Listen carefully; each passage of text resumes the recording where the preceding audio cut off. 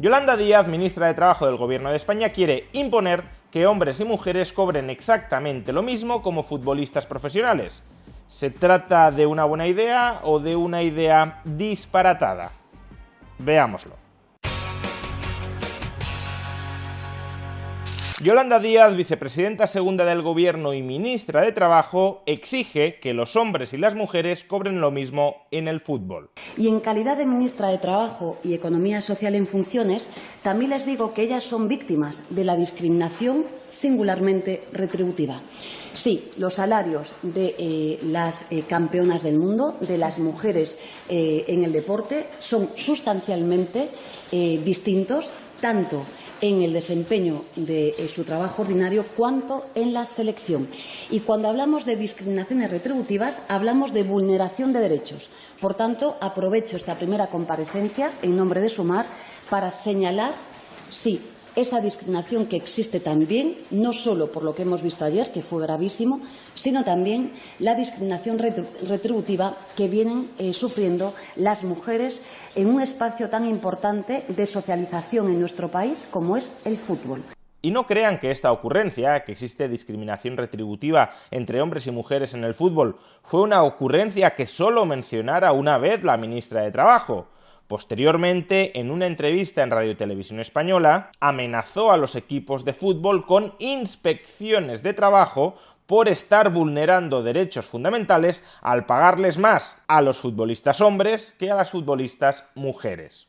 Estamos actuando en varias direcciones. La primera de ellas, la que expuse la semana pasada, cuando comparecí tras la audiencia al Rey, en la que ya advertí que la discriminación retributiva era una vulneración fundamental de derechos y que, por tanto, íbamos a actuar. La Inspección de Trabajo ya está actuando en nuestro país para corregir las diferencias retributivas que tienen las deportistas femeninas y los deportistas masculinos. Insisto, cuando hablamos de diferencias retributivas, hablamos de discriminación y cuando hablamos de discriminación hablamos de vulneración de derechos fundamentales. Probablemente Yolanda Díaz piense que si dos personas desempeñan externamente, materialmente la misma actividad, esas dos personas han de cobrar el mismo salario, han de obtener la misma remuneración. Si una persona juega bien al fútbol durante determinadas horas y otra persona juega igual de bien al fútbol durante las mismas horas, desde la perspectiva de la ministra de Trabajo, esas dos personas deberían obtener unos mismos ingresos. Pero esta idea es una idea totalmente incorrecta. El mercado no remunera per se tiempo de trabajo, esfuerzo o mérito. Lo que remunera el mercado es el valor que una persona genera para terceros. Si un determinado futbolista, jugando peor al fútbol o jugando menos horas al fútbol que otro determinado futbolista, es, no obstante, capaz de generar más satisfacción, más afición, más seguimiento, más entusiasmo, más pasión en terceros, entonces ese futbolista, jugando peor y jugando menos horas, ingresará más que ese otro futbolista que juega mejor y que juega más horas. Porque, repito, lo que remunera el mercado es el valor que cada uno de nosotros es capaz de generar para los demás.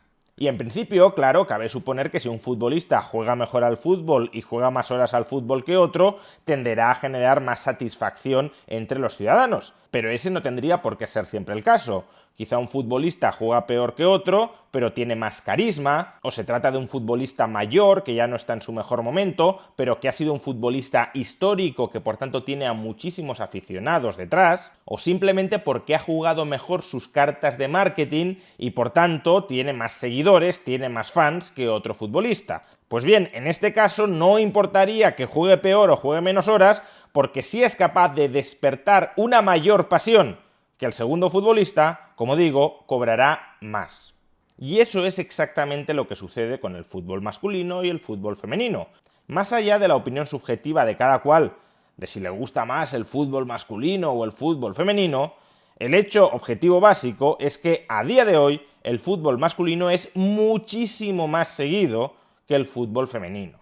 Quizá el futuro sea distinto, no estoy afirmando que esto necesariamente sea inevitable, pero lo cierto es que hoy por hoy el fútbol masculino genera muchísimo más valor social que el fútbol femenino. Hay muchísima más gente dispuesta a pagar mucho más por ver y disfrutar del fútbol masculino que por ver y disfrutar del fútbol femenino.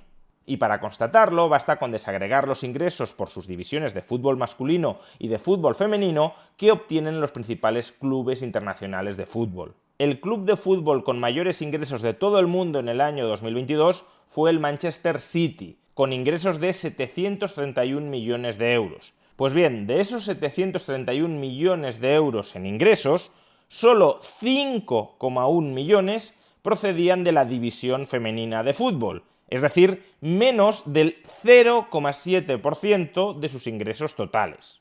El siguiente club con mayores ingresos del mundo fue el Real Madrid. En 2022 logró 714 millones de euros en ingresos y solo 1,4 millones procedían del equipo femenino de fútbol. Es decir, menos del 0,2% de todos los ingresos generados específicamente por sus equipos de fútbol. El tercer equipo con mayores ingresos del mundo fue el Liverpool, con ingresos de 702 millones de euros en 2022, y únicamente 1,2 millones los logró por su división femenina de fútbol, es decir, de nuevo, menos del 0,2% de todos sus ingresos. En cuarto lugar encontramos el Manchester United con ingresos de 689 millones de euros y solo 6 millones de euros procedentes del fútbol femenino, menos del 1% de todos sus ingresos. En quinto lugar el Paris Saint-Germain con ingresos de 655 millones de euros y únicamente 3,6 millones procedieron del equipo femenino de fútbol, es decir, menos del 0,6% de sus ingresos totales. En sexto lugar, el Bayern de Múnich con ingresos de 653 millones de euros y tan solo 1,7 millones procedían del equipo femenino de fútbol, es decir, menos del 0,3% de todos sus ingresos. Y en séptimo lugar, el FC Barcelona con ingresos de 638 millones de euros. Y de esos 638 millones de euros, solo 1,7 millones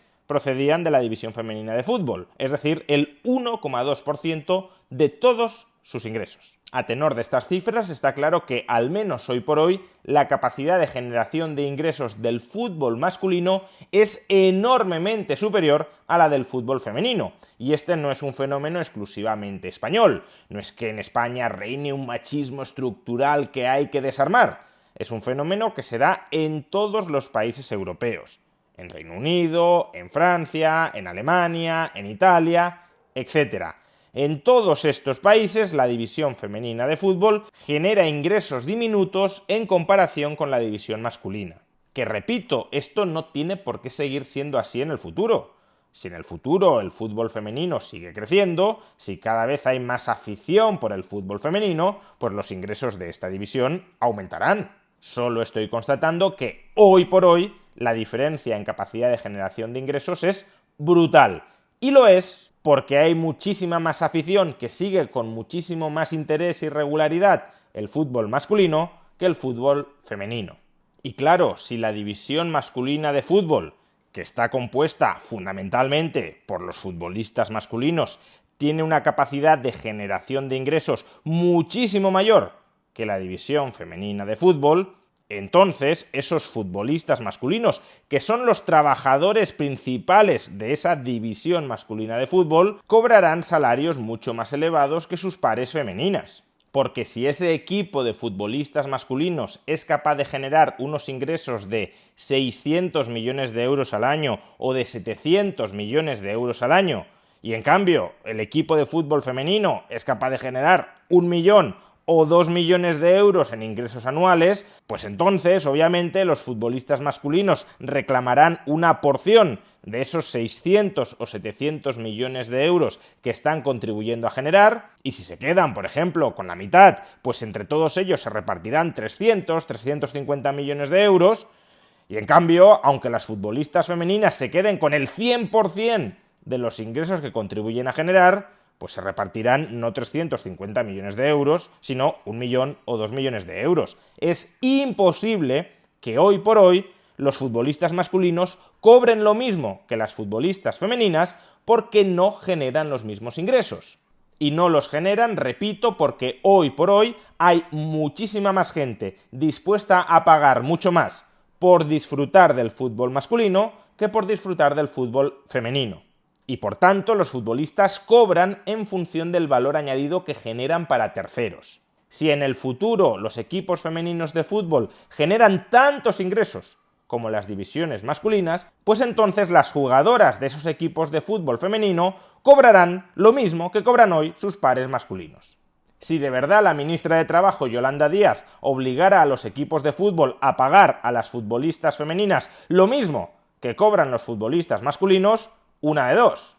O los equipos de fútbol rebajarían enormemente los salarios de los futbolistas masculinos, de tal manera que los mejores futbolistas no vendrían a la Liga Española y los ingresos de la Liga Española se hundirían, o bien si obliga a que las futbolistas femeninas cobren lo mismo que los futbolistas masculinos, es decir, si obliga a que los gastos salariales de un equipo de fútbol que genera 1 millón de euros en ingresos o 2 millones de euros en ingresos sean solo por el lado de los salarios gastos de 300 o 400 millones de euros, pues entonces las pérdidas de ese equipo de fútbol femenino serían tan gigantescas que los clubes de fútbol optarían por cerrarlos. Y claro, si tú cierras los equipos de fútbol femenino, pues jamás se podrá desarrollar una afición alrededor de los equipos de fútbol femenino que lleve a que quizá en el futuro tengan una capacidad de generación de ingresos similar a la de los equipos masculinos de fútbol y por tanto que las jugadoras, que las futbolistas de esos equipos terminen cobrando muchísimo más de lo que cobran ahora. Al final, si Yolanda Díaz consiguiera su objetivo, imponer una estricta equiparación salarial entre el fútbol masculino y el fútbol femenino a día de hoy, lo único que lograría sería destruir el fútbol femenino y arruinar a todas las jugadoras que hoy por hoy viven del fútbol femenino. Es decir, que Yolanda Díaz, buscando una malentendida igualdad, lo único que conseguiría sería más pobreza, así en el fútbol como en el resto de la economía.